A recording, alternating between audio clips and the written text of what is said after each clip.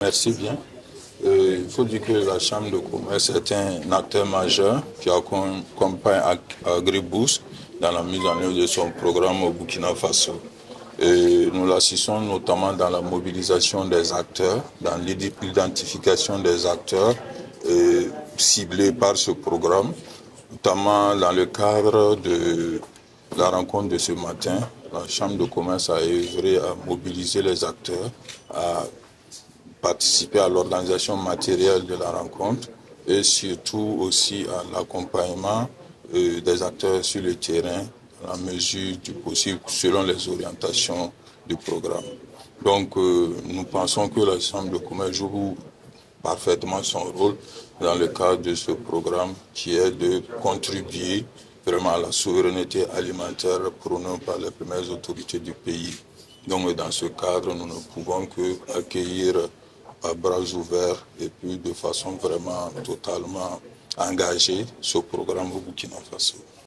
Il faut dire que ce programme a plusieurs acquis, notamment dans la mesure où nous voyons que dans un pays comme le Burkina, où nous avons des chercheurs qui font énormément d'efforts, mais dont les résultats restent méconnus par la grande majorité des acteurs. L'objectif pour nous, à travers ce genre de rencontres, est de faire connaître les acquis au niveau de la recherche et de faire en sorte que les acteurs puissent en bénéficier et puissent vraiment les exploiter à bon escient pour vraiment développer leurs activités.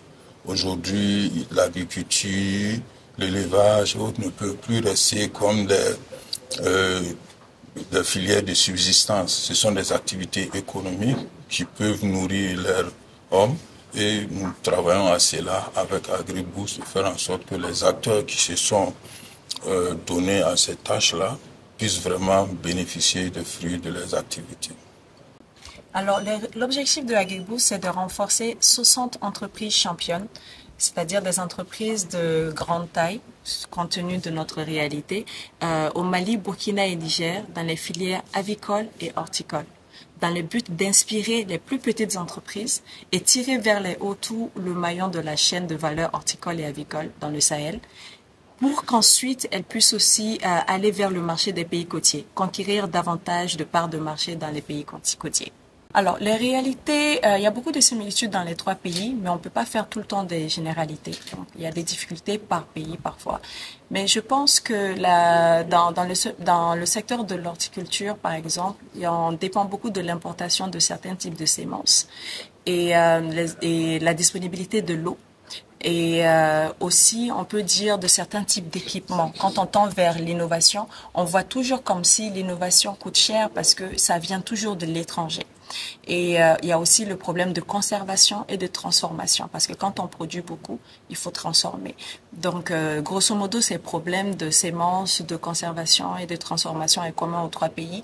Mais je pense qu'aussi, il y a pas une très grande connaissance du marché et des opportunités dans les pays de la sous-région. Et nous, on cherche à accompagner les entreprises sur ces trois points. D'abord, sur le plan du défi technique. Donc, quand il y a des difficultés sur le plan de l'eau, de l'accès à l'eau, de la bonne gestion de l'eau, parce que souvent, c'est une question de gestion efficace aussi, ou de semences ou d'autres techniques à maîtriser pour augmenter la rentabilité de la production. On est là pour fournir des expertises, des experts des Pays-Bas et des experts locaux, parce qu'avec ce programme, on veut aussi que les horticulteurs des trois pays sachent qu'on a vraiment des experts valables localement qui peuvent les appuyer pour résoudre ces défis techniques. Et ensuite, l'accès au marché. Donc, avec le réseautage qu'on fait, on voudrait que les entreprises des trois pays partagent leur expérience. Parce qu'il y a des défis auxquels les entrepreneurs, par exemple, du Burkina peuvent faire face maintenant, que les entreprises du Mali ont déjà vécu, ont surpassé, ou vice-versa, ou celles du Niger.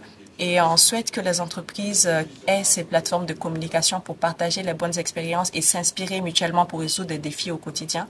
Et la facilitation de l'accès au marché. C'est pour ça qu'on les amène vers les marchés des pays riverains, qui sont des pays qui doivent consommer et qui sont déjà en train de consommer les produits des horticoles de nos pays, des pays sahéliens. Donc pour cela, on les amène dans des foires, dans des salons, pour qu'ils puissent rencontrer des clients dans ces pays. Même si pour l'aviculture, l'exportation n'est pas encore de vigueur. Alors, de cette rencontre, comme l'a si bien dit le directeur de la Chambre de commerce, on souhaite faire connaître les innovations faites localement. On souhaite que les entreprises du Burkina Faso et les chercheurs du Burkina Faso puissent échanger, puissent parler de les entrepreneurs puissent communiquer leurs défis et que les chercheurs puissent communiquer les recherches, les activités sur lesquelles ils ont déjà avancé et qui peuvent, ces solutions qui peuvent être utiles pour ces horticulteurs. Parfois, on cherche la réponse très loin, alors que la réponse est déjà disponible localement. Donc, ces rencontres, pour nous, visent à aller vers ça. Et aussi, peut-être, il y a des sujets sur lesquels les chercheurs ne travaillent pas encore, que les entrepreneurs peuvent remonter vers les chercheurs pour dire, nous, il y a ce défi qui est là, on n'a pas de solution pour ça, et que les chercheurs puissent se pencher sur ces défis. Les prochaines étapes, c'est qu'on a fini on est en train de finaliser la sélection de la cohorte numéro 2 de Agriboost. Et au Burkina Faso, on va rencontrer les entreprises qui ont postulé à l'aide de la Chambre de commerce qui a vraiment mobilisé les entreprises burkinabées dans les 2 filières pour pouvoir postuler. Donc, dès qu'on finalise cette sélection, on va commencer la deuxième étape d'accompagnement avec les experts de PUM et les experts locaux qu'on aura. Et on pourra terminer avec cette deuxième cohorte dans le cadre du programme Agriboost. On espère qu'à la fin de ce programme, avec les recommandations qu'on va envoyer, que ce soit au niveau du partenaire, au niveau des Pays-Bas, que ce soit avec les pays partenaires dans les trois pays, qu'on puisse avoir peut-être, pourquoi pas, une suite avec les recommandations qui ont été formulées.